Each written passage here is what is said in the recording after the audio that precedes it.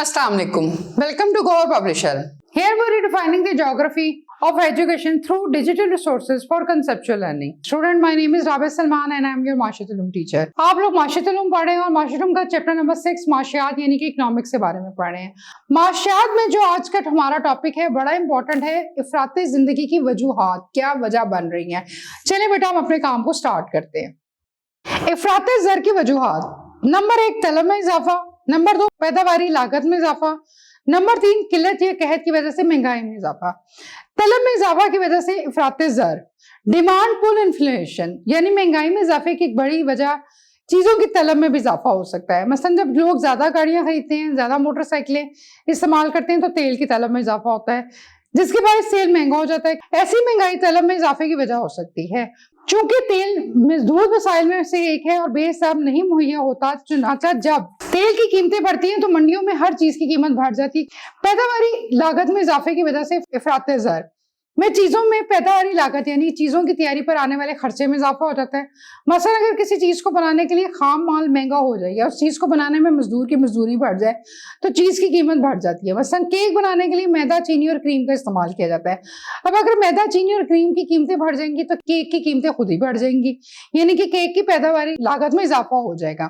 महंगाई की ऐसी माशियात की जबान में पैदावारी लागत में इजाफे की वजह से महंगाई हो जाती है। किल्लत कहते हैं कमी या कहत की वजह से इफरात ज़र भी महंगाई की एक बड़ी वजह बन सकती है, जिसमें बाज़ औक़ात अशिया और खदमात की किल्लत भी महंगाई का इजाफा बनती है।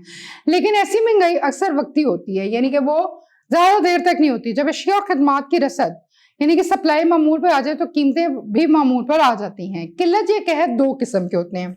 कुदरती किल्लत या कहत, कुदरती आफात मसलन सैलाब आ गया, ज़लज़ले आ गए, वबा कोई फैल गई तो उसकी वजह से, जैसे आजकल पाकिस्तान में सैलाब आया हुआ है तो उसकी वजह से हमारी सब्जियां, फल और मुख्तलिफ चीज़ें महंगी हुई हैं। मसनूई किल्लत या कहत की दूसरी किस्म ज़ख़ीरा अंदोज़ी करना। ज़ख़ीरा अंदोज़ी के बारे में ये है कि जैसे कोई अनाज हो गया, कोई चीज़ हो गई, दालें वगैरह हो गई, कोई भी चीज़ हो गई, वो अपने अंदर महफूज कर लेना, अपनी दुकानों में महफूज कर लेना, चीनी ना देना लोगों को, या नाजायज मुनाफाखोरी कहलाती है। महंगाई की ऐसी किस्म में मुफाद परस्त ताजिर, मुफाद परस्त यानी कि वो सिर्फ अपने फायदे के लिए सोचते हैं, ज़रूरती ज़िंदगी की चीज़ों को सस्ते दामों को खरीद कर ज़ख़ीरा कर लेते हैं और मंडियों में मसनूई किल्लत पैदा करके आवाम के लिए मुश्किलात पैदा करते हैं। यानी कि चीज़ें दुकानों पर मौजूद होती हैं लेकिन वो जानबूझ के नहीं देते, फिर कुछ देर बाद वही सस्ती अशिया मंडियों में महंगी कीमतों पर बेच कर आवाम को नाजायज़ फ़ायदा कमाते हैं।